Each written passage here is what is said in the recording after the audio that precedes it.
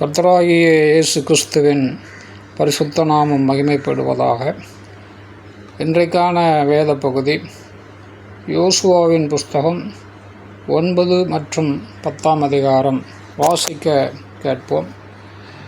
இந்த வேத வாக்கியங்களை வாசிக்கிறவனும் கேட்கிறவர்களும் அதன்படி கை கொண்டு நடக்கிறவர்களும் பாக்கியவான்கள். வாசிப்போம்.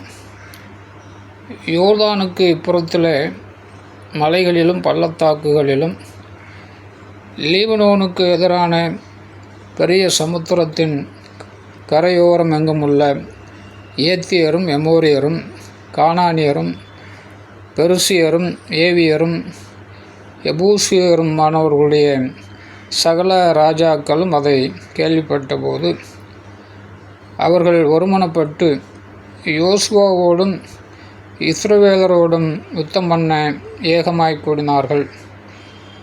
எரிகோவுக்கும் ஆயிக்கும் யோசுவா செய்ததை கிபியோனின் குடிகள் கேள்விப்பட்டபோது ஒரு தந்திரமான யோசனை பண்ணி தங்களை ஸ்தானாபதிகள் போல காண்பித்து பழைய இரட்டு பைகளையும் பீரலும் பொத்தலுமான பழைய திராட்சரச துருத்திகளையும் தங்கள் கழுதைகள் மேல் வைத்து பழுதுபார்க்கப்பட்ட பழைய பாதரட்சைகளை தங்கள் கால்களில் போட்டு பழைய வஸ்திரங்களை உடுத்தி கொண்டார்கள்.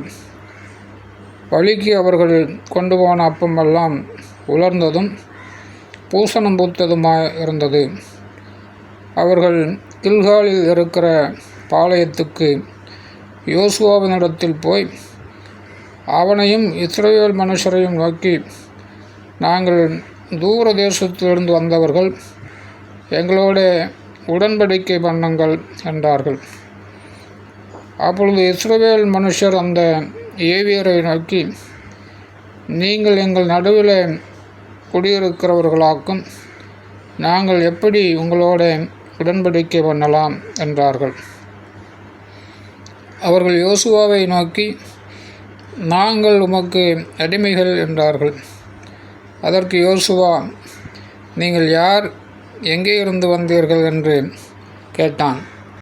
அதற்கு அவர்கள், உம்முடைய தேவனாகிய கர்த்தருடைய நாமத்தின் பிரஸ்தாபத்தை கேட்டு உமது அடியாராகிய நாங்கள் வெகு தூர தேசத்திலிருந்து வந்தோம்.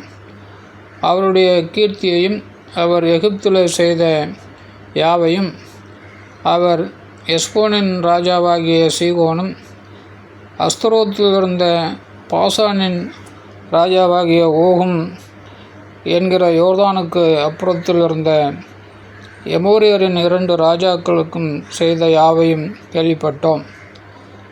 ஆகையால் எங்கள் மூப்பரும் எங்கள் தேசத்து குடிகள் எல்லாரும் எங்களை நோக்கி, உங்கள் கைகளில் வழிக்கு ஆகாரம் எடுத்துக்கொண்டு அவர்களுக்கு எதிர்கொண்டு போய் அவர்களிடத்தில் நாங்கள் உங்கள் அடியார், எங்களோட உடன்படிக்கை பண்ண வேண்டும் என்று சொல்லச் சொன்னார்கள். உங்களிடத்தில் வர நாங்கள் புறப்படுகிற அன்றே எங்கள் வழி பிரயாணத்துக்கு இந்த அப்பத்தை சுட சுட எங்கள் வீட்டில் இருந்து எடுத்துக்கொண்டு வந்தோம். இப்பொழுது இதோ உலர்ந்து பூசணம் பூத்திருக்கிறது. நாங்கள் இந்த திராட்சரச துருத்திகளை நிரப்புகையில் புதிதாக இருந்தது, ஆனாலும் இதோ கிழிந்து போயிற்று. எங்கள் வஸ்திரங்களும் பாதரட்சிகளும் நெடுந்தூரமான பிரயாணத்தினால பழசாய் போயிற்று என்றார்கள். அப்பொழுது இஸ்ரவேலர் கர்த்தருக்கு வாக்கை கேளாமல் அவர்களுடைய போஜன பதார்த்தத்தில் சிறிது வாங்கி கொண்டார்கள். யோசுவா அவர்களோட சமாதானம் பண்ணி அவர்களை உயிரோடு காப்பாற்றும் உடன்படிக்கையை அவர்களோட பண்ணினான். அதற்காக சபையின் பிரபுக்கள் அவர்களுக்கு ஆணையிட்டு கொடுத்தார்கள். அவர்களோட உடன்படிக்கை பண்ணி 3 நாள் சென்ற பின்பு அவர்கள் தங்கள் அயலார் என்றும் தங்கள் நடுவே குடியிருக்கிறவர்கள் என்றும் கேள்விப்பட்டார்கள். இஸ்ரவேல் புத்திரர் பிரயாணம் பண்ணுகையில் 3ஆம் நாளில் அவர்கள் பட்டணங்களுக்கு வந்தார்கள். அந்த பட்டணங்கள் கிபியோன், கெபரா, பேரோத், கீரியாத்தேயாரிம் என்பவைகள். சபையின் பிரபுக்கள் அவர்களுக்கு இஸ்ரவேலின் தேவனாகிய கர்த்தர் பேரில் ஆணையிட்டிருந்தபடியினால் இஸ்ரவேல் புத்திரர் அவர்களை சங்காரம் பண்ணவில்லை. ஆனாலும் சபையார் எல்லாரும் பிரபுக்கள் மேல் முறுமுறுத்தார்கள். அப்பொழுது சகல பிரபுக்களும் சபையார் யாவரையும் நோக்கி, நாங்கள் இஸ்ரவேலின் தேவனாகிய கர்த்தர் பேரில் அவர்களுக்கு ஆணையிட்டு கொடுத்தோம். ஆதலால் அவர்களை நாம் தொடக்கூடாது. கடுங்கோபம் நம்மேல் வராதபடிக்கு நாம் அவர்களுக்கு இட்ட ஆணை நிமித்தம் நாம் அவர்களை உயிரோடு வைத்து அவர்களுக்கு ஒன்று செய்வோம். பிரபுக்களாகிய நாங்கள் அவர்களுக்கு சொன்னபடி அவர்கள் உயிரோடு இருந்து சபையார் எல்லாருக்கும் விறகு வெட்டுகிறவர்களாகவும் தண்ணீர் எடுக்கிறவர்களாகவும் இருக்க கடவர்கள் என்று பிரபுக்கள் அவர்களோடே சொன்னார்கள். பின்பு யோசுவா அவர்களை அழைப்பித்து, நீங்கள் எங்கள் நடுவே குடியிருக்கும்போது நாங்கள் உங்களுக்கு வெகு தூரமாக இருக்கிறவர்கள் என்று சொல்லி எங்களை வஞ்சித்தது என்ன? இப்போதும் நீங்கள் சபிக்கப்பட்டவர்கள்.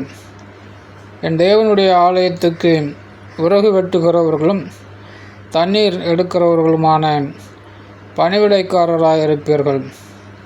இந்த ஊழியம் உங்களை விட்டு நீங்க மாட்டாது என்றான்.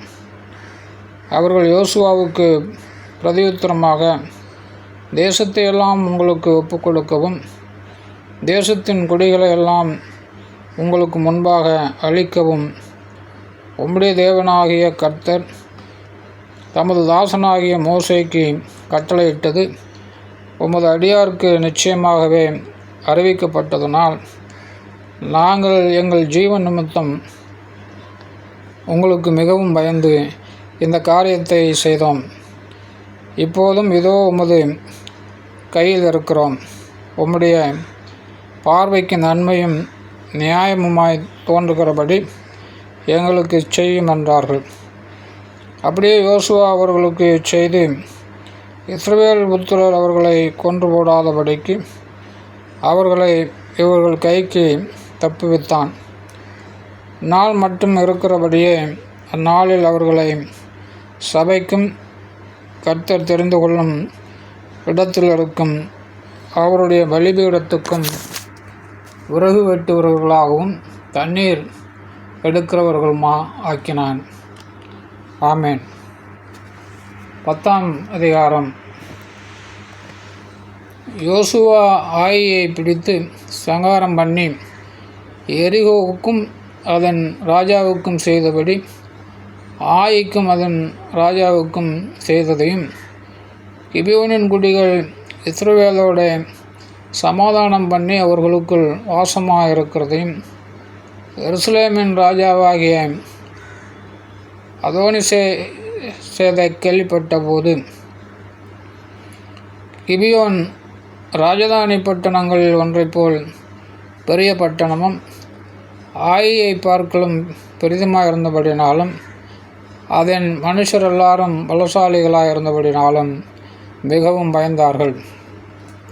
ஆகையால் எருசலேமின் ராஜாவாகிய அதோனிசேதேக் எபிரோனின் ராஜாவாகிய ஓகாமுக்கும் யர்மூத்தின் ராஜாவாகிய பீராமுக்கும் லாகீசின் ராஜாவாகிய எப்பியாவுக்கும் எக்லோனின் ராஜாவாகிய தெபீருக்கும் ஆள் அனுப்பி, நாங்கள் கிபியோனை சங்கரிக்கும்படி நீங்கள் என்னிடத்தில் வந்து எனக்கு துணை செய்யுங்கள்.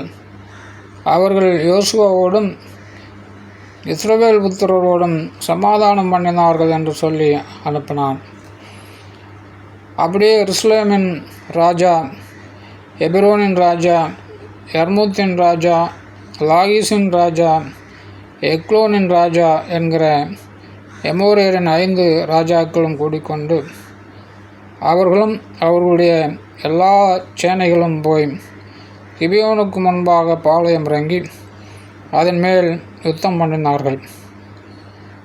அப்பொழுது கிபியோன் மனுஷர் கில்காலில் இருக்கிற பாளையத்துக்கு யோசுவாவின் இடத்தில் ஆள் அனுப்பி, உமது அடியாரை கைவிடாமல் சீக்கிரமாக எங்களிடத்தில் வந்து எங்களை இரட்சித்து எங்களுக்கு துணை செய்யும். பர்வதங்களிலே குடியிருக்கிற எமோரியரின் ராஜாக்கள் எல்லாரும் எங்களுக்கு விரோதமாய் கூடினார்கள் என்று சொல்லச் சொன்னார்கள். உடனே யோசுவாவும் அவனோட கூட சகல யுத்த மனுஷரும் சகல பராக்கிரமசாலிகளும் கில்காலிலிருந்து போனார்கள். கர்த்தர் யோசுவாவை நோக்கி, அவர்களுக்கு பயப்படாயாக, உன் கையில் அவர்களை ஒப்புக்கொடுத்தேன், அவர்களில் ஒருவரும் உனக்கு முன்பாக நிற்பதில்லை என்றார். யோசுவா கில்காலிலிருந்து முழுவதும் நடந்து திடீரென்று அவர்கள் மேல் வந்துவிட்டான். கர்த்தரோ அவர்களை இஸ்ரவேலுக்கு முன்பாக கலங்க பண்ணினார். ஆகையால் அவர்களை கிபியோனிலே மகா சங்காரமாக மடங்கடித்து பெத்தரோனுக்கு போகிற வழியிலே துரத்தி அசக்கா மட்டும் மக்கதா மட்டும் முறியடித்தார்கள். அவர்கள் பெத்தரோனிலிருந்து இறங்குகிற வழியில் இஸ்ரவேலுக்கு முன்பாக ஓடிப்போகையில் அசக்கா மட்டும் ஓடுகிற அவர்கள் மேல் கர்த்தர் வானத்திலிருந்து பெரிய கற்களை விழப்பண்ணினார். அவர்கள் செத்தார்கள். இஸ்ரவேல் புத்திரன் பட்டயத்தால் கொண்டவர்களை பார்க்கலும் கல்மலையினால் செத்தவர்கள் அதிகமாக இருந்தார்கள். கர்த்தர் எமோரியரை இஸ்ரவேல் புத்திரருக்கு முன்பாக ஒப்பு கொடுக்கிற அந்நாளிலே யோசுவா கர்த்தரை நோக்கி பேசி, பின்பு இஸ்ரவேலின் கண்களுக்கு முன்பாக, சூரியனே நீ கிபியோன் மேலும், சந்திரனே நீ ஆயிலோன் பள்ளத்தாக்கின் மேலும் தரித்து நில்லுங்கள் என்றான். அப்பொழுது ஜனங்கள் தங்கள் சத்துருக்களுக்கு நீதியை சரிக்கட்டு மட்டும் சூரியன் தரித்தது, சந்திரனும் நின்றது. இது யாசேரின் புஸ்தகத்தில் எழுதியிருக்கவில்லையா? அப்படியே சூரியன் அஸ்தமிக்க தீவிரிக்காமல் ஏறக்குறைய ஒரு பகல் முழுவதும் நடுவானத்தில் நின்றது. இப்படி கர்த்தர் ஒரு மனிதனுடைய சொல் கேட்ட அந்நாளையொத்த நாள் அதற்கு முன்னுமில்லை, அதற்கு பின்னுமில்லை. கர்த்தர் இஸ்ரவேலுக்காக யுத்தம் பண்ணினார். பின்பு யோசுவா இஸ்ரவேல் அனைத்தோடும் கூட கில்காலில் இருக்கிற பாளையத்துக்கு திரும்பினான். அந்த 5 ராஜாக்களும் ஓடிப்போய் மக்கதாவில் இருக்கிற ஒரு கெபியில் ஒளித்து கொண்டார்கள். 5 ராஜாக்களும் மக்கதாவில் இருக்கிற ஒரு கெபியில் ஒளித்திருந்து அகப்பட்டார்கள் என்று யோசுவாவுக்கு அறிவிக்கப்பட்டுள்ளது. அப்பொழுது யோசுவா பெரிய கற்களை கெபியின் வாயிலை புரட்டி, அவ்விடத்தில் அவர்களை காவல் காக்க மனுஷரை வையுங்கள், நீங்களோ நில்லாமல் உங்கள் சத்துருக்களை துரத்தி அவர்களுடைய பின்படைகளை வெட்டி போடுங்கள், அவர்கள் தங்கள் பட்டணங்களிலே பிரவேசிக்க ஒட்டாதிருங்கள், உங்கள் தேவனாகிய கர்த்தர் அவர்களை உங்கள் கையில் ஒப்பு கொடுத்தார் என்றான். யோசுவாவும் இஸ்ரவேல் புத்திரரும் அவர்களை மகா பெரிய சங்காரமாய் அவர்கள் அழிமளவும் சங்கரித்தார்கள். அவர்களில் மீதியானவர்கள் அரணான பட்டணங்களுக்குள் புகுந்தார்கள். ஜனங்கள் எல்லாரும் சுகமாய் மக்கதாவில் இருக்கிற பாளையத்தில் யோசுவாவினிடத்திற்கு திரும்பி வந்தார்கள். இஸ்ரவேல் புத்திரருக்கு விரோதமாக ஒருவனும் தன் நாவை அசைக்கவில்லை. அப்பொழுது யோசுவா கெபியின் வாயை திறந்து, அந்த 5 ராஜாக்களையும் அந்த கெபியிலிருந்து என்னிடத்திற்கு வெளியே கொண்டு வாருங்கள் என்றான். அவர்கள் அப்படியே செய்து எருசலேமின் ராஜாவும் எப்ரோனின் ராஜாவும் யர்மூத்தின் ராஜாவும் லாகீசின் ராஜாவும் எக்லோனின் ராஜாவுமாகிய அந்த 5 ராஜாக்களையும் அந்த கெபியிலிருந்து அவனிடத்திற்கு வெளியே கொண்டு வந்தார்கள். அவர்களை யோசுவாவினிடத்திற்கு கொண்டு வந்தபோது யோசுவா இஸ்ரவேல் மனுஷரை எல்லாம் அழைப்பித்து தன்னோடு கூட வந்த யுத்த மனுஷரின் அதிபதிகளை நோக்கி, நீங்கள் கிட்ட வந்து உங்கள் கால்களை இந்த ராஜாக்களுடைய கழுத்துகளின் மேல் வையுங்கள் என்றான். அவர்கள் கிட்ட வந்து தங்கள் கால்களை அவர்கள் கழுத்துகளின் மேல் வைத்தார்கள். அப்பொழுது யோசுவா அவர்களை நோக்கி, நீங்கள் பயப்படாமலும் கலங்காமலும் பலத்து திடமனதாயிருங்கள். நீங்கள் யுத்தம் பண்ணும் உங்கள் சத்துருக்களுக்கெல்லாம் கர்த்தர் இப்படியே செய்வார் என்றான். அதற்கு பின்பு யோசுவா அவர்களை வெட்டி கொன்று 5 மரங்களிலே தூக்கி போட்டான். சாயங்காலம் மட்டும் மரங்களில் தொங்கினார்கள். சூரியன் அஸ்தமிக்கிற வேளையில் யோசுவா அவர்களை மரங்களிலிருந்து இறக்க கட்டளையிட்டான். அவர்கள் ஒளித்து கொண்டிருந்த கெபியிலே அவர்களை போட்டு நாள் வரைக்கும் இருக்கிறபடி பெரிய கற்களை கெபியின் வாயில அடைத்தார்கள்.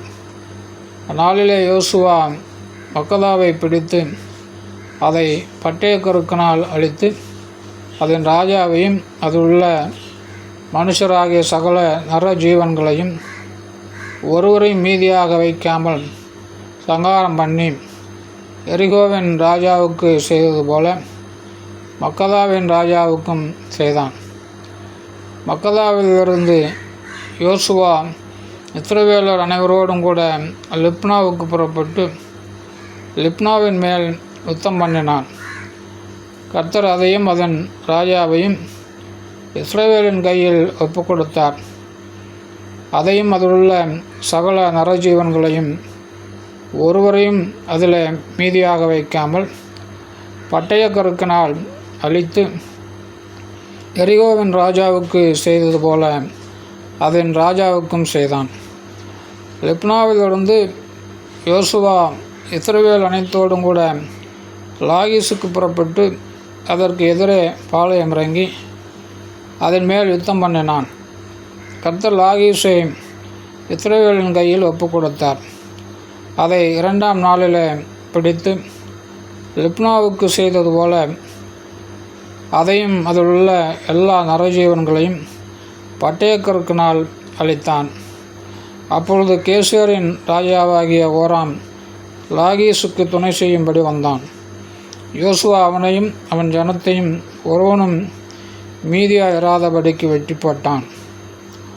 லாகீஸிலிருந்து யோசுவாவும் இஸ்ரவேல் அனைவரும் எக்லோனுக்கு புறப்பட்டு அதற்கு எதிரே பாளையம் இறங்கி அதன் மேல் யுத்தம் பண்ணி அதை அந்நாளிலே பிடித்து அதை பட்டயக்கருக்கினால் அழித்தார்கள்.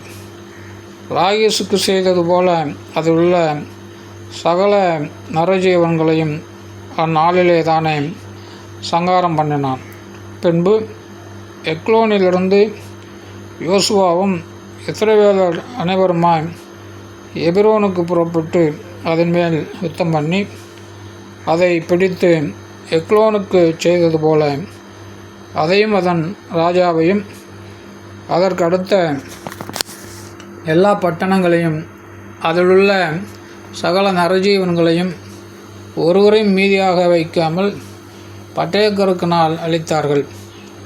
அதையும் அதிலுள்ள சகல நரஜீவன்களையும் சங்காரம் பண்ணினான்.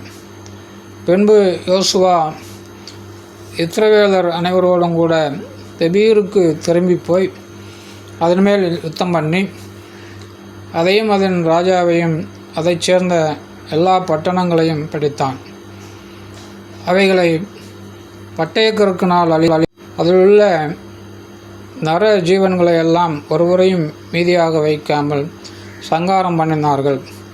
எபிரோனுக்கும் லிப்னாவுக்கும் அவைகளின் ராஜாவுக்கும் செய்தது போல தெபீருக்கும் அதன் ராஜாவுக்கும் செய்தான். இப்படியே யோசுவா மலை தேசம் அனைத்தையும் தென் தேசத்தையும் சமபூமியையும் நீர்ப்பாய்ச்சலான இடங்களையும் அவைகளின் எல்லா ராஜாக்களையும் ஒருவரையும் மீதியாக வைக்காமல் அழித்து இஸ்ரவேலின் தேவனாகிய கர்த்தர் கட்டளையிட்டபடியே சுவாசமுள்ள எல்லாவற்றையும் சங்காரம் பண்ணி காதேஸ் பர்னேயா துவக்கி காத்சா மட்டும் இருக்கிறதையும் கிபியோன் மட்டும் இருக்கிற கோசியன் தேசம் அனைத்தையும் அழித்தான். அந்த ராஜாக்கள் எல்லாரையும் அவர்கள் தேசத்தையும் யோசுவா ஒருமிக்க பிடித்தான். இஸ்ரவேலின் தேவனாகிய கர்த்தர் இஸ்ரவேலுக்காக யுத்தம் பண்ணினார். பின்பு யோசுவா இஸ்ரவேல் அனைத்தோடும் கூட கில்காலில் இருக்கிற பாளையத்துக்கு திரும்பினான். ஆமென்.